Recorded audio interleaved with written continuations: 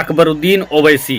जी हाँ दोस्तों, असदुद्दीन ओवैसी के छोटे भाई अकबरुद्दीन ओवैसी की एक वीडियो इन दिनों काफी तेजी के साथ वायरल हो रही है, जो उन्होंने महाराष्ट्र औरंगाबाद में फरमाते हुए जनता जनार्दन को संबोधित करते हुए यानी पब्लिक को एड्रेस करते हुए एक बयान दिया, जो बयान इस समय सोशल मीडिया में वायरल हो रहा है।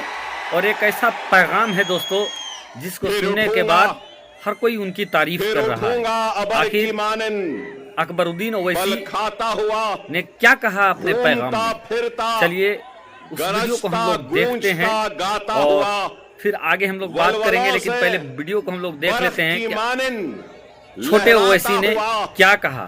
वो ओवैसी जिनके आगमन को लेकर चर्चाएं थी और महाराष्ट्र में लगभग 10 सालों के बाद फिर से अकबरुद्दीन ओवैसी आए और बरसे और गरजे। लोगों का जुनून क्या था उनके प्रति, सब कुछ देखिए इस वीडियो में। औज़ु बिल्लाहि मिनश शैतानिर रजीम, बिस्मिल्लाहिर रहमानिर रहीम। देखकर मेरे जुनून को नाज फरमाते हुए, देखकर मेरे जुनून को नाज फरमाते हुए मौत शर्माती है मेरे सामने आते हुए। फिर उठूंगा अबर की मानन, बल खाता हुआ घूमता फिरता गरजता गूंजता गाता हुआ, वलवलों से बरख की मानिन लहराता हुआ, मौत के साए में रहकर मौत पर छाया हुआ, मौत के साए में रहकर मौत पर छाया हुआ।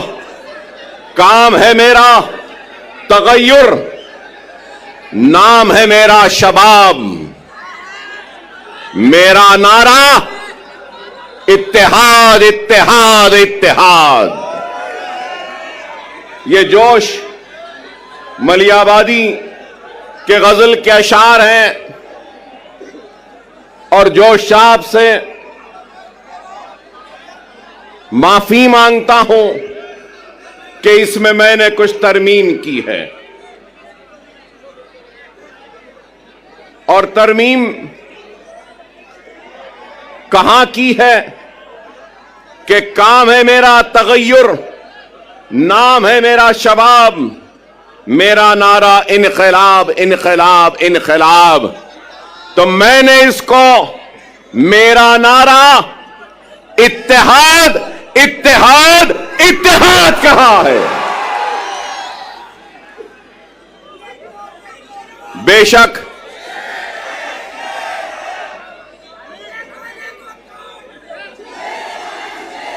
माफ करना, मुझे यह नारा पसंद नहीं। मैं शेर नहीं हूं, मैं मोहम्मद मुस्तफा सल्लल्लाहु अलैहि वसल्लम का गुलामों के गुलामों के गुलामों के गुलामों के गुलामों के जूतियों का दूल हूं। मैं शेर ना हूं, ना मुझे शेर बनना है। 10 साल पहले भी अगर महाराष्ट्र का रुख किया था तो आपको शेर बनाने के लिए रुख किया था।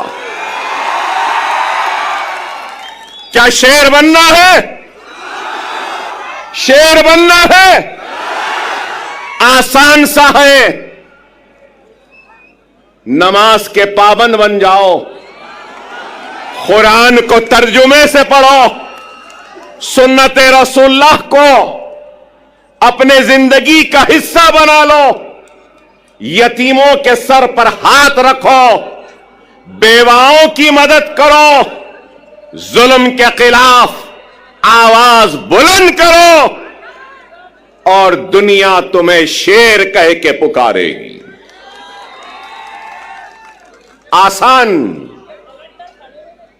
10 साल पहले भी अगर आपके दरमियान में आया था तो इत्तेहाद के पैगाम को लेकर आया था। उस इत्तेहाद के जरिए नाइंसाफियों को इंसाफ में बदलना चाहता था, हक तलफी को हक में तब्दील करना चाहता था, नाइंसाफी को इंसाफ में बदलना चाहता था और हमारे वजूद के जरिए हमको खत्म करने वालों को यह पैगाम देना चाहता था कि यह मुल्क जितना माथे पे तिलक लगाने वाले का है, सर पे पगड़ी बांधने वाले का है, उतना ही यह मुल्क चेहरे पे दाढ़ी रखने और सर पे टोपी पहनने वाले का भी है। यही पैगाम था और यही कोशिश थी जिसको लेकर हम आगे बढ़े थे 2014 में। और उस 2014 में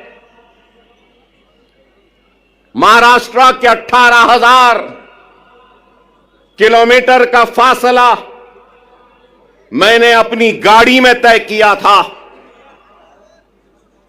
अपनी जान को हथेली में रखकर। डराया गया, धमकाया गया, लेकिन न डरे न घबराए, बेखौफ होकर बेबाकी के साथ इज़ारे हक को बयान किया और सिर्फ आपसे अगर इल्तिजा की, आपसे दरखास्त की और आपसे अगर गुजारिश की तो सिर्फ और सिर्फ इत्तेहाद, इत्तेहाद और इत्तेहाद कहा। मैं ये भी याद दिलाऊं कि अकबरुद्दीन ओवैसी 10 साल पहले भी अगर आया था तो इत्तेहाद के लिए आवाज को उठाई थी, दरखास्त की थी, तो अपने इस शेरवानी के दामन को फैलाकर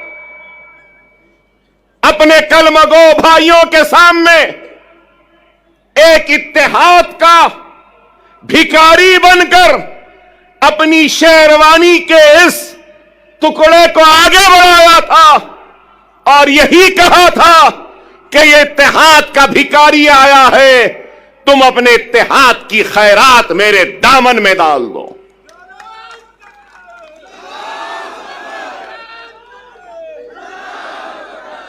अल्लाह उसके रसूल की कसम, अकबरुद्दीन ओवैसी को अल्लाह ने इज्जत दी, शोहरत दी, नाम दिया, सब कुछ दिया, लेकिन एक बात कहूंगा,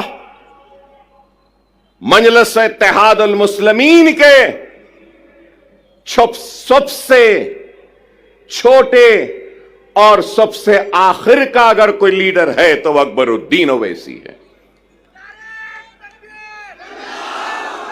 न पहले बड़ा बनने की ख्वाहिश थी, न आज है। मैं तो सबसे छोटा हूं, आप सब मुझसे बड़े हैं और आप इनसे भी बड़े हैं। और इनके बाद और आपके बाद में मैं हूं। इस चीज को याद रखो, इस चीज को याद रखो। क़यादत एक अजीम जिम्मेदारी है, क़यादत एक अजीम जिम्मेदारी है और सदक़े दिल और बेगर्ज होकर जो खिदमत करेगा तो अल्लाह उसकी क़यादत में इस्तेहकाम और मजबूती देगा। क्योंकि मुझे मेरे वालिद और सालारी मिल्लत ने मुझसे कहा, क़यादत आसान नहीं, अगर क़यादत करना है तो बेगर्ज बन जाओ, तो जब गर्ज वाले की तकलीफ का एहसास होगा, जब तुम्हारी क़यादत में गर्ज आ जाएगा तो फिर वह क़यादत मजबूत नहीं हो सकती। खुदारा इस बात को समझो, मिल्लत की फलाह व बहबूद, मिल्लत की तरक्की, मिल्लत की खुशहाली के लिए अपने जात की खुशियों की कुर्बानी देनी होगी। अगर क़यादत करने का अगर किसी को ज़ौक़ है या शौक़ है,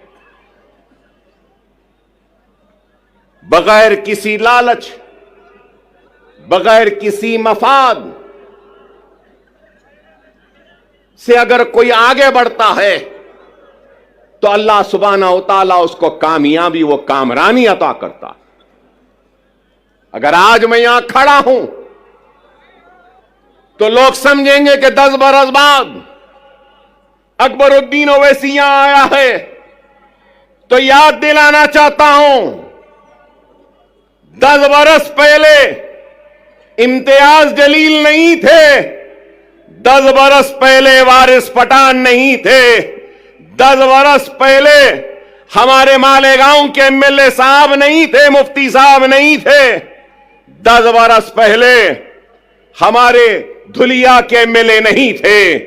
अरे मैं क़यादत बनाने आया था, क़यादत बनी, महाराष्ट्र की बागोदौड़ इन जिम्मेदार हाथों के हवाले किया और इन जिम्मेदार हाथों ने इस क़यादत को आगे बढ़ाने की, ले जाने की बड़ी ही ईमानदारी के साथ, पूरे खुलूस के साथ कोशिश की बैरिस्टर असदुद्दीन ओवैसी साहब की क़यादत में। और आज 10 बरस बाद अगर आया हूं तो इस क़यादत को मजबूत करते हुए, इनको आगे बढ़ाकर इनके पीछे मजलिस के झंडे को थामने के लिए आया हूं। अकबरुद्दीन ओवैसी को कभी किसी चीज की ख्वाहिश व हसरत नहीं, हर वक्त यही पैगाम वो दावत देता रहा, आज भी दे रहा हूं। आपकी सरजमीन से आओ, काबिल नौजवानों से दरखास्त है, नेक लोगों से दरखास्त है, वुकलाओं से, डॉक्टरों से, इंजीनियर से, मिल्लत का दर्द रखने वालों से इल्तिजा है, आओ, जज्बे को लेकर आओ, दियानत के साथ आओ, इखलास के साथ आओ, खुलूस के साथ आओ। मैं अपनी कुर्सी पर तुमको बिठाऊंगा और तुम्हारे कदमों के पास खुद बैठ जाऊंगा। दोस्तों, उम्मीद करते हैं ये वीडियो आपको पसंद आया होगा और अकबरुद्दीन ओवैसी, असदुद्दीन ओवैसी के आप चाहने वाले हैं। अगर आप उनकी बातों से सहमत है तो कमेंट करें, चैनल को सब्सक्राइब करें और मिलते हैं फिर किसी दूसरे वीडियो में। तब तक के लिए शुक्रिया, आदाब।